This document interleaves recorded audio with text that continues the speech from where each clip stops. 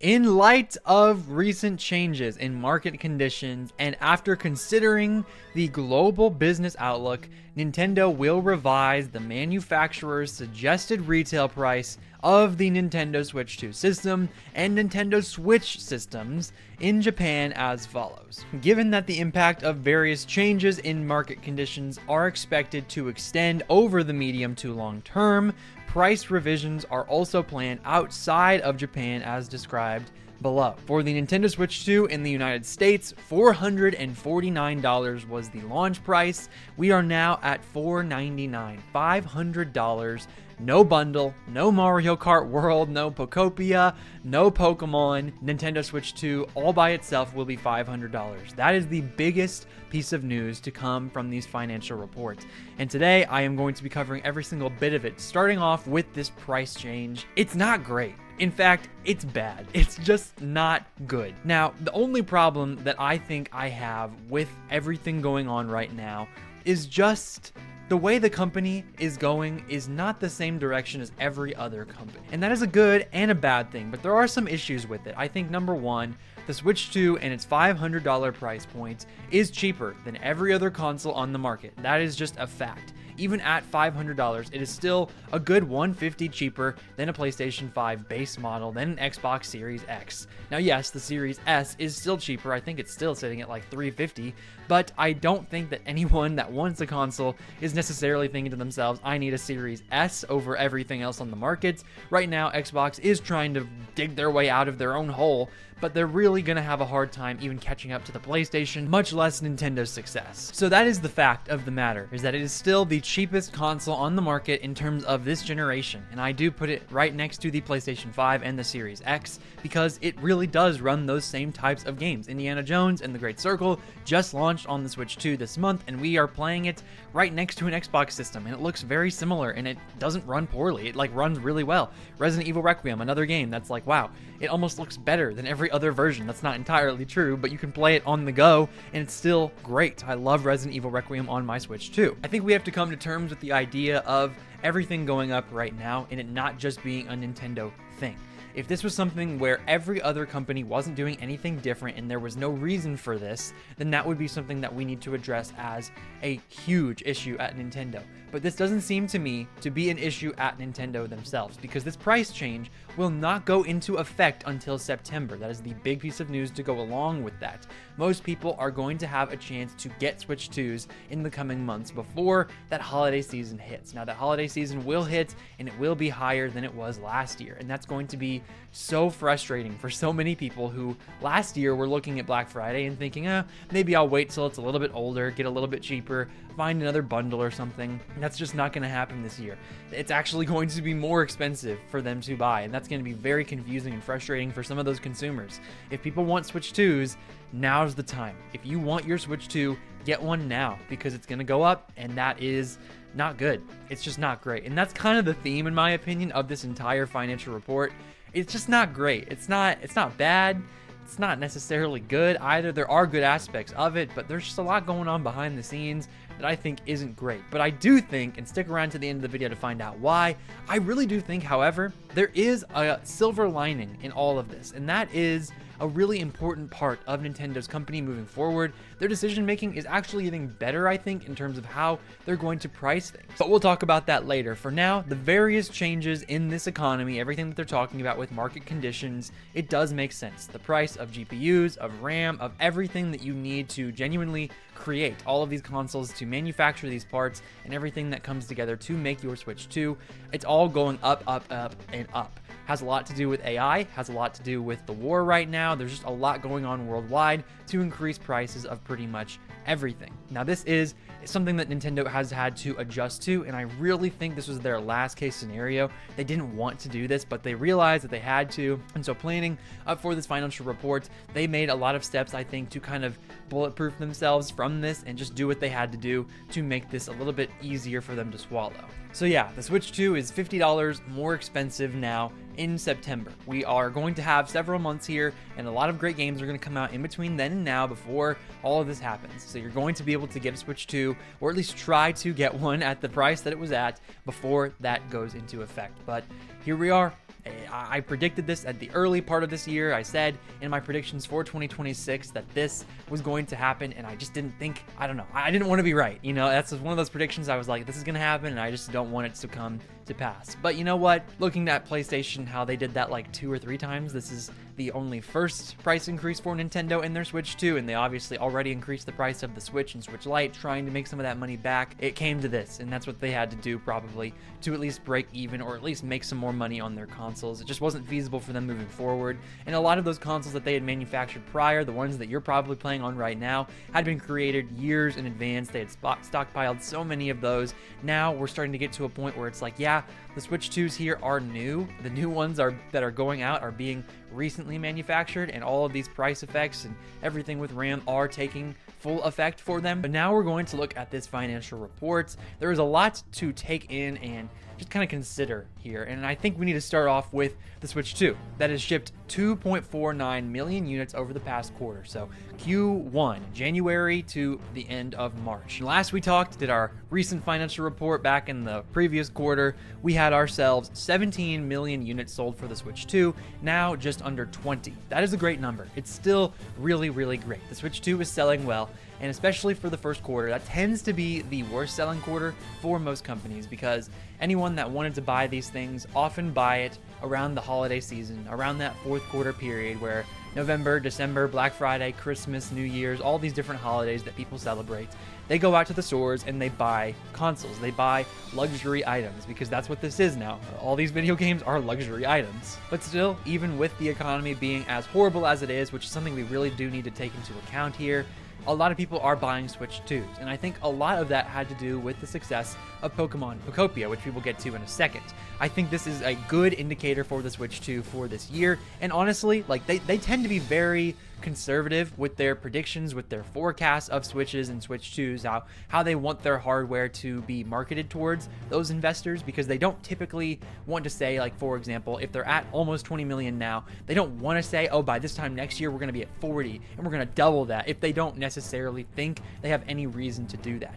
They always tend to go for that floor, so that way they never have to pull back. Pulling back is a red flag for investors, because it means, hey, I said I was going to do this and I don't think it's going to happen. I didn't meet the expectation. They always want to meet those expectations, so they tend to be conservative with these numbers, and Nintendo forecasts another 16.5 million units to be shipped by this time next year, the next fiscal year, March 2027. So it would be over 36 million units sold by next year. That's what they anticipate for the end of year 2. I really think that is great. That's awesome. Like, this is the fastest selling console of all time still. Coming off the coattails of the Nintendo Switch, it was always going to be pretty exciting for people to go out and get a Switch 2. That momentum was always going to be there right from the start. It's just, how long are these legs going to be? How long is it until the Nintendo Switch 2 starts to taper off? Will it just continue to be relatively consistent around this 2 to 5 million per quarter period? And maybe they're going to continue to do that. Maybe it'll get worse. Maybe it'll get better. What happened with the Switch was that it was doing pretty well. It started to get better and better each year as it got a little bit cheaper. Some more bundles. The Switch Lite came out, and that was huge for people. I still see people on TikTok talking about their Switch Lites and saying that they would honestly prefer to get one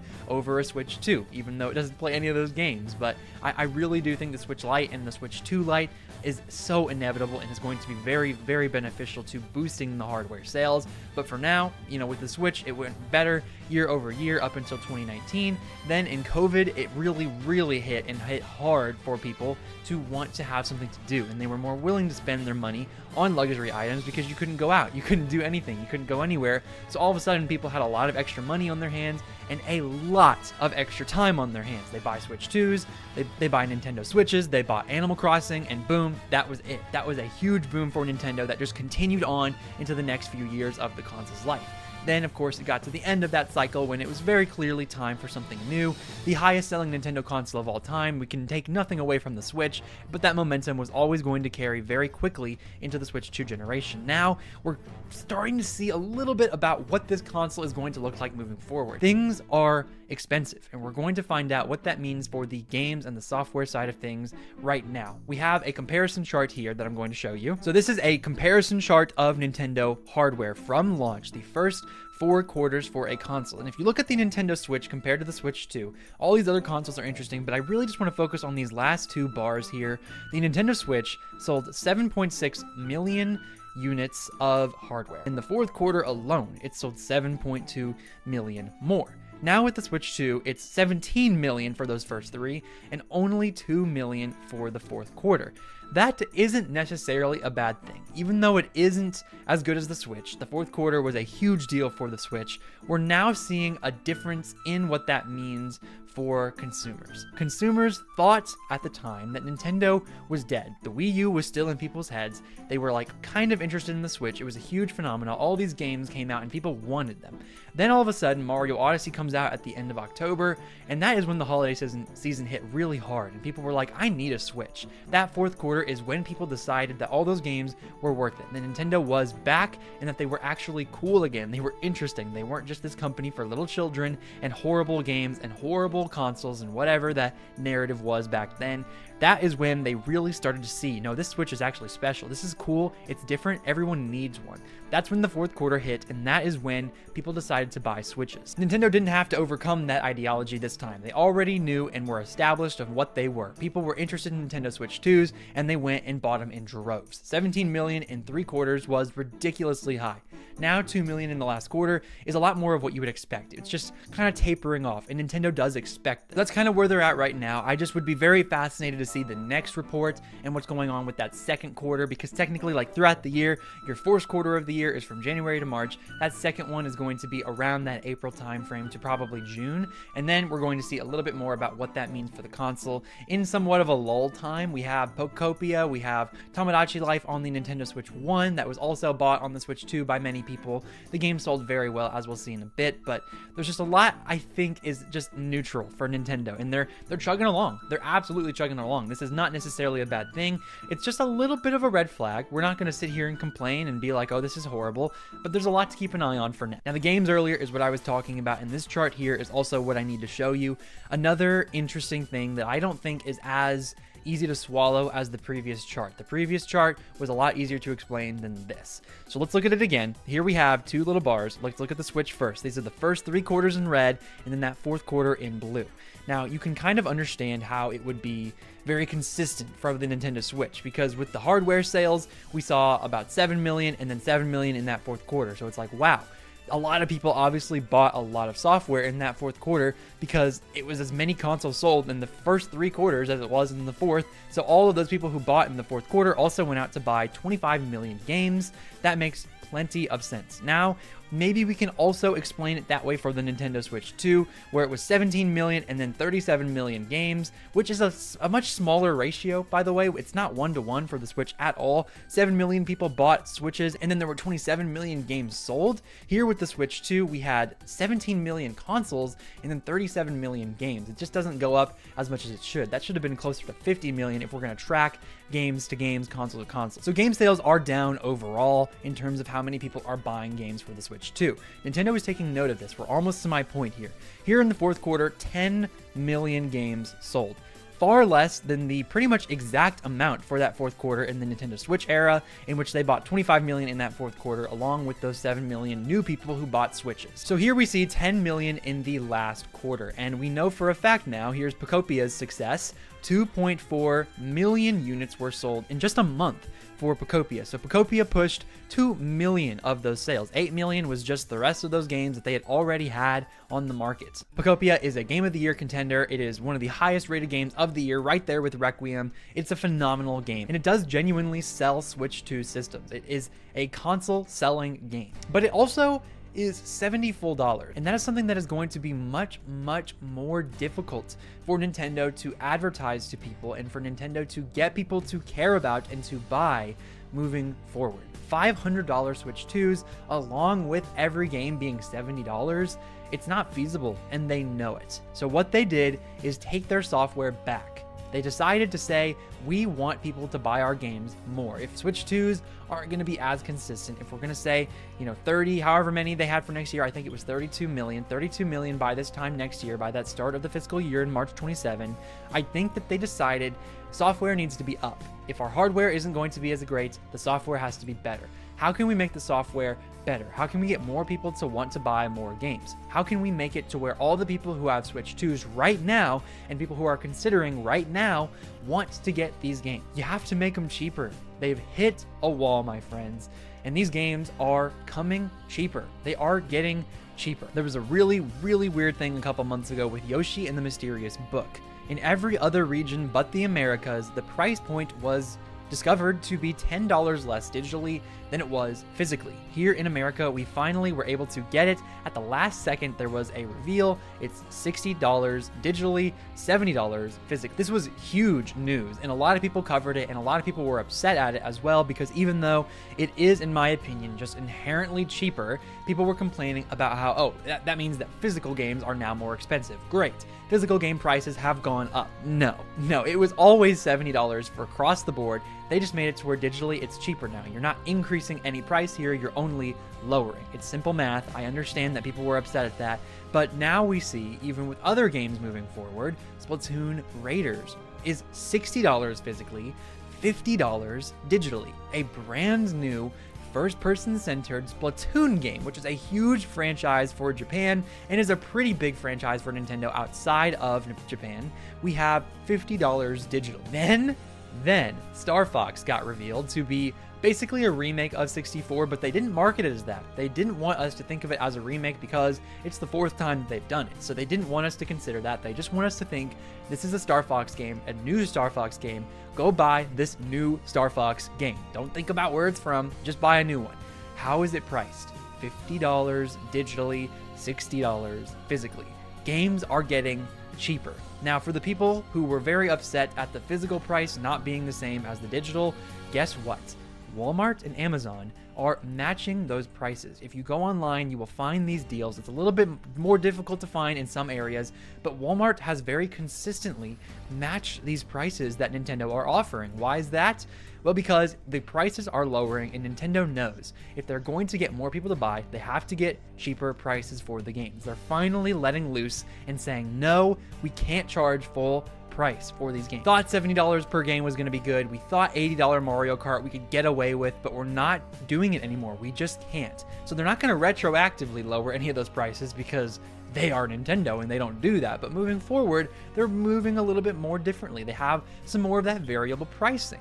Mario Kart World is still $80. That's so unfortunate, especially considering that these games are now $50. Splatoon Raiders versus Mario Kart World, for some people, that's a $30 difference, and for some people, that is absolutely insane because they're paying $30 less for a game they're going to love way more. But Nintendo saw that games were not being bought as much. They knew Switch 2s were going to increase in price, and they knew they had to do something to counteract it. They're finally lowering the price of their actual games, and this is a great sign for us, the consumer, the people who already own Switch 2s. Us early adopters are being benefited now for actually taking that plunge. They're saying, thank you for buying, now buy more games for cheaper, because we want you to know we appreciate you, and this is what we think you will be able to afford. You will notice in terms of the context here of the other companies, no one else is really doing this. Other companies had already had a little bit more variable pricing. Nintendo always had lesser prices, and Nintendo always had higher prices than the others in terms of games. But still, if you look across the board, big first-party releases from Sony are going to be $70,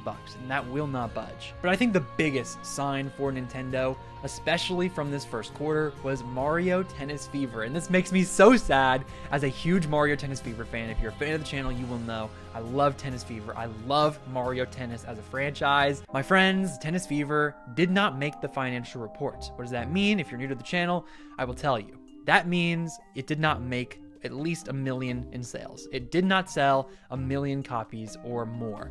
That means it sold less. So that's not good because it had all of February and all of March to do so. Pocopia in just a month sold over 2.5 million units, and that game was selling like hotcakes. On the Switch, all of these games were easily hitting 1 million at least. They would die off soon after, a lot of these niche games, but at least Mario Tennis Aces sold pretty well and then hit that million really quickly, sold a couple million more, and then boom, it was just done. And that's what it's going to be for Fever. I don't even know if it's going to hit 1 million. By the next quarter, it probably will hit like 1 million. They'll probably cap it up, round it up, just so people see another million seller. But for now, it didn't make it. It didn't make the cut. And for them to see that Mario himself is not good enough to sell 1 million in this economy, they had to have seen that and said, we can't do this anymore. $70 will not work anymore. They responded to the market, they responded to the criticism, and they listened to their fans. They listened to the people who were advising them, and they said, you know what? We want more people to buy, and we want to have higher ratings all across the board,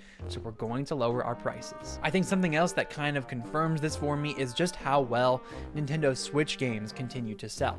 The Switch 2 itself has great sales across the board, and some games are doing well, some are doing fine. We'll touch on those a little bit, but for now, let me quickly breeze through some of these sales numbers for the Switch numbers. Mario Galaxy 1+2, a game that was bundled together. Some people could buy the game separately. There was a big movie. That's a huge deal for Nintendo. This game was also a Switch game. It was a Switch game and a Switch 2 game, so many people who went to see the movie probably also had a Switch or a Switch Lite. People wanted to get into the Galaxy series. This was a huge push for them because that's now over 4.7 million units combined. It was about 2 million at the time of the previous recording, so here we are in this new financial, and it sold double. It's up to almost 5 million copies. That's huge. It proves that the movie had a big effect, that people watched the movie, wanted to know what was up with the games, and went and bought the games. That's huge. It's insane. I just don't want to breeze over that really quickly. I kind of have to because there's nothing else to say, but 2.7 million in the past quarter, up to 4.7 million. It's crazy. Then Mario Kart 8 Deluxe, 490,000 copies sold in the corner. Animal Crossing New Horizons, 590,000 copies shipped in the last 3 months, which does make a little bit more sense with that Switch 2 edition. You could just go buy a Switch game on sale, and then eventually, if you have a Switch 2 or something like that, only have to pay $5 extra to upgrade to that Switch 2 edition. That makes sense as well. But Smash Brothers also is really, really good. 300,000 over the last quarter. Breath of the Wild also did another 200,000 copies. Mario Odyssey, 230,000. Pokemon Scarlet and Violet up to 200,000 in the last quarter. Tears of the Kingdom, 160,000 units added to the last quarter. It goes on and on and on. These are all Switch games that people are still going out and buying, even 8 years later. And where are the price points at for these Switch games? $60. People are willing to pay $60. That's what Nintendo is finding out. $70, not so much. Mario Tennis Fever is not getting to that level that they want. But what is the Switch game? So they decided $60 for Splatoon Raiders physical, and then if you want Star Fox, it's also $60 physical, $50 digital. So that's still very impressive because these games are so old, especially Mario Odyssey, Breath of the Wild, Smash Brothers. Like, these games are over half a decade old, some almost reaching a decade, and they're still selling hundreds of thousands per quarter consistently. If this were to be the case for the Switch 2 games for the rest of the Switch 2's life, I will be very, very content. But what needs to happen in this early portion here is that people need to continue to buy the games, and they're just not doing that as much. We talked about Pocopia. It reached 2.4 million in the month. That is fantastic for Pocopia. We love to see it. I hope it continues to sell. The next quarter, I hope it hits another million or two. That really needs to continue to have legs. Then we have Pokemon Legends ZA, 490,000 in the last 3 months. That makes sense. It's now over 12.7 million units total. A lot of that did come from the Switch version, 8 million units from the Switch, and only 3.9 million from the Switch 2. People just aren't buying games as much on the Switch 2. This is a common factor we're seeing. Mario Kart World shipped another 600,000 units in the quarter, now over 14.7 million total. A great number for Mario Kart World, but without that bundle, it's gonna get hard. I'm not gonna lie to you. $80, I wouldn't be surprised if this game just continued to coast and they didn't do much with it continuing. If they don't lower that price, I just don't see this game having the same levels of success as 8 Deluxe did for the Switch. It's just not going to be possible. Those bundles are running out. You can still go to stores and find them somewhere, but they're just not being created anymore. They were a limited time bundle, and moving forward, you're going to have to pay $80 full for this game. I just don't see it holding up. It is the second fastest selling title in the franchise, now trailing Mario Kart Wii with 15 million in 4 quarters. This game sold 17 million in that amount of time, so this is really great. But just overall, I think it's going to slow down, and it's going to slow down fast. It is still Mario Kart. People will still buy the console specifically for that, and that's the only game they get, and only game that they decide to buy, but still, I think Nintendo's going to have to do something with that price, and if they don't, there will be a reason why all the other games, $50 games, are going to be superseding that in terms of sales. Kirby Air Riders is only at 1.87 million, another 100,000 shipped in the quarter. I'm not going to say only as a negative because this is a very niche franchise. Kirby is not a franchise that sells super well all on its own, even with the mainline entries. So for it to be a spin-off racing game based off of an old GameCube game, this is a good number. I'm not upset with this at all. 1.87 million is great. I would love to see it hit 2 million by the next time. Now here, I'm not gonna pat myself, it's too late. I'm patting myself on the back. Yep, I'm patting myself on the back because Donkey Kong Bonanza, and I hate to say this, I hate this, like this doesn't bring me joy to be right. But guys, I was right. In the last financial reports, none of you agreed with me that Donkey Kong Bonanza did not have a good quarter, and it didn't again, in my opinion. We're at 4.5 million units in 9 months for Donkey Kong Bonanza. 4.5 million is a good number all on its own. The last 2 quarters have not contributed much to that number at all. This quarter, 270,000 units. 200,000 units for Donkey Kong Bonanza, one of the biggest titles on the Switch 2. Something that was hyped up, had hardly no controversy whatsoever, was the big single player experience, and arguably still is the big single player experience for the Switch 2. It's not selling as well as I think it should be. When it launched, it hit like 3 million really fast, and I was like, this is great. Donkey Kong is back. We need to see that continue. We need another million in the next quarter. And then it didn't even hit a million. It hit like 500,000, and we barely got up to around 4.2 million. Now here we are, barely at 4.5 million. This is not great for Donkey Kong. The previous 3D Donkey Kong game, the only other one that we have to compare to this is Donkey Kong 64. And if you look at this chart right here, that sold 5.27 million. It's that black mark in the middle of this chart, 5.27 million. On the very far right side, we see with the Switch 2, 4.5 million. It's not even caught up to that yet. Now, over the entire lifespan of the Switch 2, this game will continue to sell, but only being at 200,000 right now, compared to a Switch game, Breath of the Wild, it's sold like the exact amount. And Breath of the Wild is a solid 8 years older than Donkey Kong Bonanza is. 8 years. I love Bonanza. I want it to succeed. I want to believe that this game is going to have legs, but it's hard for me to look at the data, to look at everything that's happening, to look at how people aren't shelling out the money for $70 games, to look at Breath of the Wild selling better than this game. I just can't say with an open, honest heart that this game will have the same amount of legs. I just can't. I think over the span of the Switch 2, over the span of this console, it will eventually beat that DK64 mark. But I can't even say that with enough confidence. Like, I think it will. I think that's a potential. Maybe at some point down the line, the Switch 2 will have a similar boom to the Switch, like in the COVID days, and hopefully without a virus this time. Maybe that will drive people to buy these games. Maybe Nintendo will go against their entire philosophy and say, no, we're going to lower everything retroactively. I just don't see that happening either. So for the time being, I'm sorry, but Donkey Kong Bonanza is not doing as well as I want it to do. And I want it to do better. I want it to sell like it should. Now listen, it is still the second highest best-selling Switch 2 game. So we have Mario Kart World at 14 million, then 10 million below it, we have Donkey Kong Bonanza, and a lot of that 10 million has a lot to do with the bundles, so I'm not going to count it against Bonanza here. We have right below it the Switch 2 edition of Pokemon ZA at 3.9 million, then we have Pokopia at 2.4, then Kirby Air Riders at 1.8.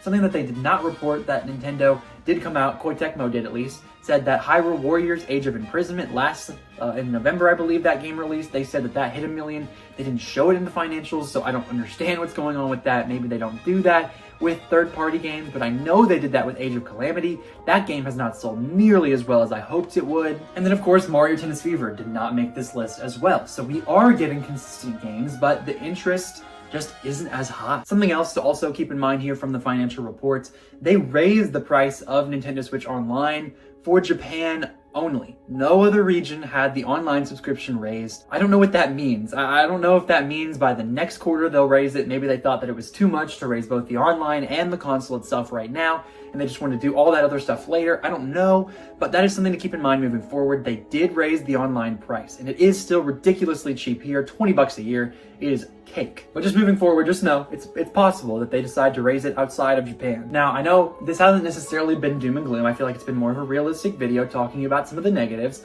Here we have a really big positive.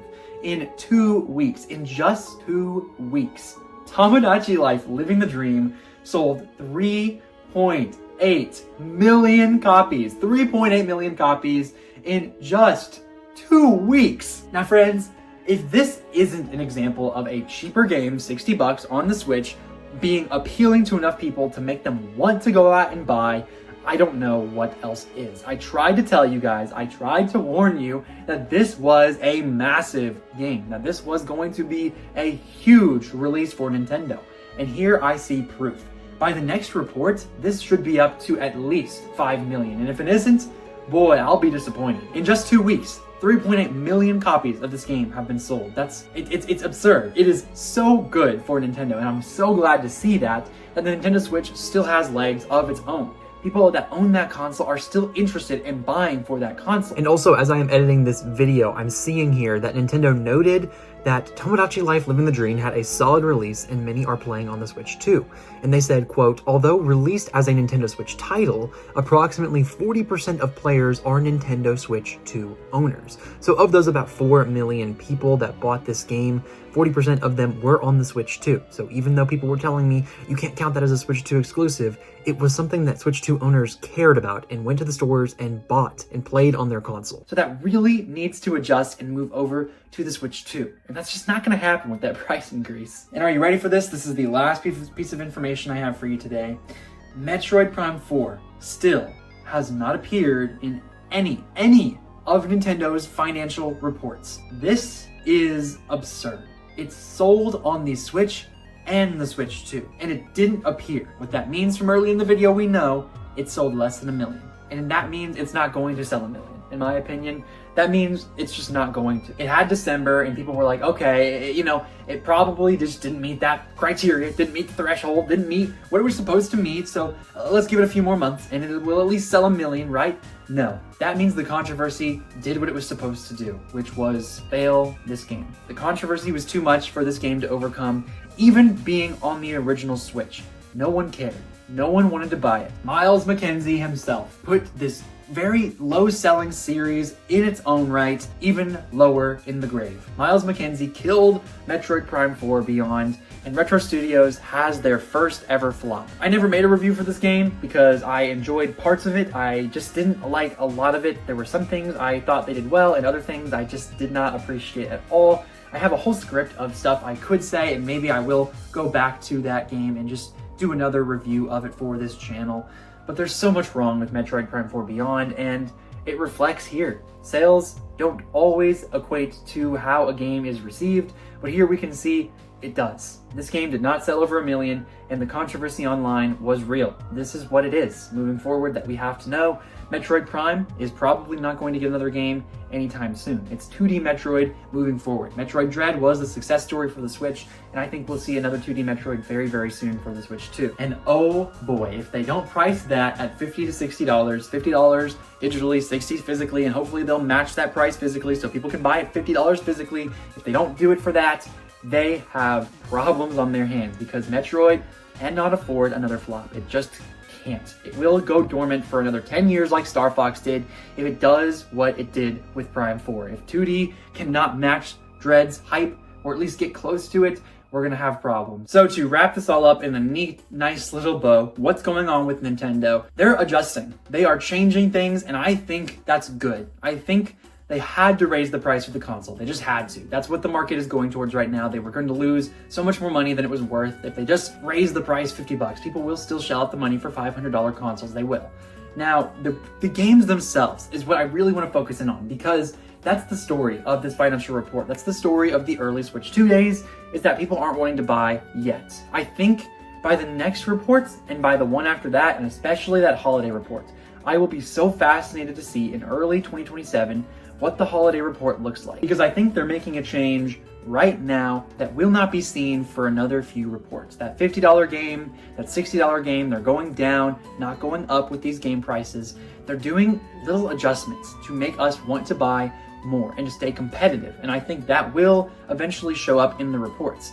What it will not show up with is these big games that have already released. So it's going to take a little bit of time. By the next report, I hope Tomodachi Life has hit at least 5 million copies, if not 6 million. I hope to see Pocopia continue to succeed and hit at least 4 million. But with games like Mario Kart World at $80 no longer being supported by the bundle, Bonanza being $70, not going to go down in price anytime soon, Pokemon Legends ZA being left in the dust with Winds and Wave coming up and Pocopia being out, I just don't think that those games are going to continue to crawl up even further. I just don't think that's going to have a big boost. It's going to be those littler games, the newer ones that come out, the Star Fox, the Splatoon Raiders, that we're going to have to see how well those games do sell. And that will be much more of an indicator of what we have looking forward to come. What the next generation is going to look like in terms of these Switch 2 games and all these brand new games coming out.